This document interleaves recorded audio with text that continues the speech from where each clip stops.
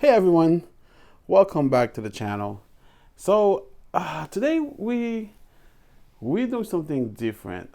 We're going to talk about my experience with 3D printing, and again, I'm brand new into the world of 3D printing, and this printer in front of you, the Bambu Lab X1-Carbon, was my first ever 3D printer.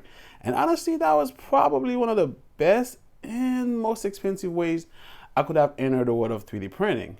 It taught me how slicing worked, how different filament behave, how to troubleshoot failed print, and most importantly, how addictive it becomes once you realize you can manufacture useful things inside your own home.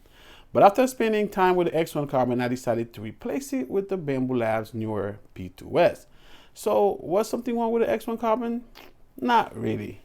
So, and again, this is probably the last time you guys going to see this printer on the channel, as I've already posted it on Facebook Marketplace, and I've been getting tons and tons of interest on it. And so probably tomorrow will be his last day here. And again, it will be missed as my first 3D printer. I've learned a lot from it. And again, hopefully the P2S have some big shoes to fill.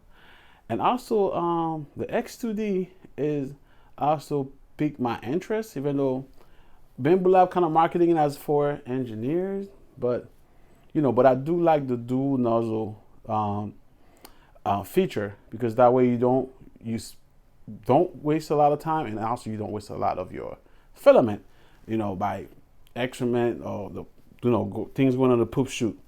So again, I'm new at this. I think I've been 3D printing for 6-7 months.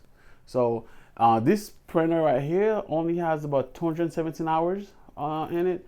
Again, and I got it used from a friend of mine who upgraded to an, I don't know if it was H2D, I think H2D or H2C, one of the big boy. So, but again, they do run a business, so they needed a bigger printer. So yeah, again, I'm grateful, and I think my printing experience with this was pretty good. I learned how to, again, it was much easier than I expected, So, but again, the whole point of this video is just to tell you guys, if you can get a 3D printer, I highly recommend it.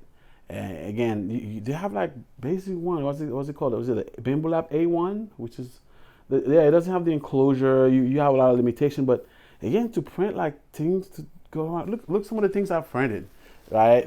You can tell my first filament was this blue. I went crazy. Look at this.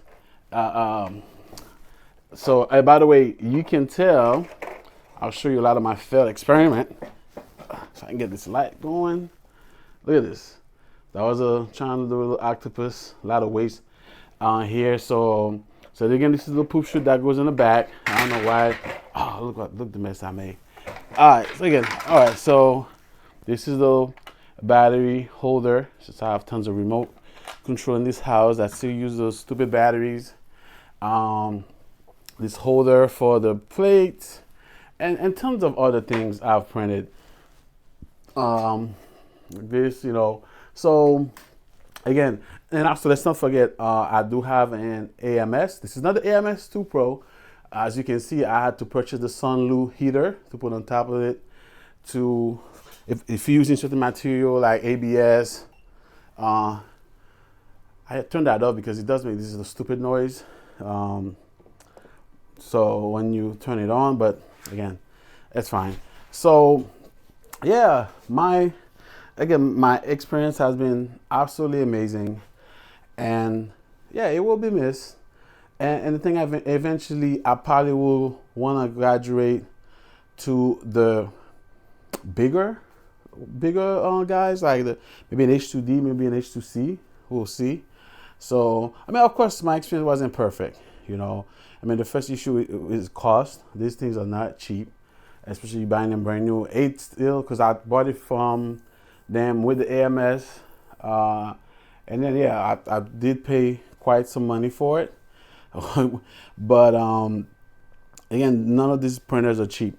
And also, I'm not here advocating for Bambu Lab. Yeah, it is my first printer, and I still stay in the Bambu Lab ecosystem because I've already purchased some of the material that works with them. But again, guys, there are tons of other 3D printers out there. You got your FlashForge, the 85X. You got the Prusa Core 1. You have the Elegoo Centauri Carbon. You have plenty of options. So Bambu Lab might be a household name for 3D printing, but they are not the only one in that space. So keep that in mind. So again, I have zero experience with these other printers. I know they do exist. I've seen videos about them. And there was another one. What's the name? One of the guys was chatting on Facebook Marketplace. Oh, Snapmaker, you won? I've never heard of that one until he mentioned it. I'm like, oh, what is that? So I had to look it up. So yeah, so it's again, great experience. I've done a ton and again, Bambu Lab has a great ecosystem, has a great you have the application is amazing. Maker's World, like some of the printing that are free, accessible to you, it's also priceless. So what attracted me to the P2S, again, it's probably some of the, I like the newer extrusion and automatic flow calibration system that he has. And I don't want to be too technical here. I think the lighting has been improved with the P2S. Again, you only have this one little light here on top, and I think the P2S has a better lighting. I think it has both sides. Actually, the PS is still brand new. I haven't even opened it, so I know I looked at the specs before buying it. And again, another good upgrade with the P2S is the quick swap hot hand. So because changing the nozzle on a 3D printer sometimes isn't something you do every day, but when you need to do it, having a simpler tool-free or an easier process make maintenance look kind of less intimidating, if you ask me. So, and then again, the P2S also has a better airflow management inside the enclosure. So I think they both have a filter. Yeah, I don't know. I don't see a filter inside. I know the P2S does have a filter, a little carbon filter. So, and again, these aren't just features that look impressive on the product page. They do address the small inconveniences that become more noticeable once you have been printing for a while. So again, is the P2S better than the X1-Carbon?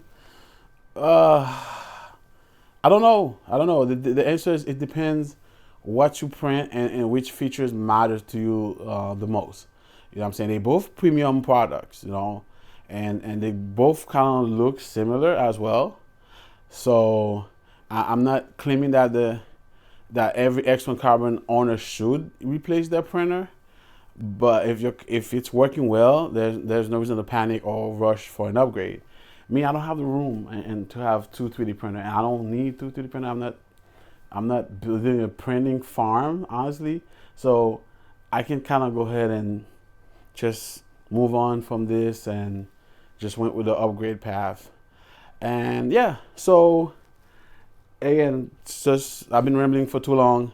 So replacing the X1-Carbon with the P2S does not mean the X1-Carbon suddenly became a bad printer. It means my priorities change. The X1-Carbon introduced me to 3D printing, taught me what features mattered, and showed me how useful owning a printer could be. The P2S is the machine I chose for the next stage, right? It offers newer automation, easier maintenance, better monitoring, and the capabilities I'm most likely to use without feeling that I'm paying for features that no longer matter as much to me. So again, guys, this is it. Let me know in the comment below which 3D printer you started with and which one you're using right now. And whether you think moving from the X1-Carbon to the P2S is an upgrade, a downgrade, or simply a side grade.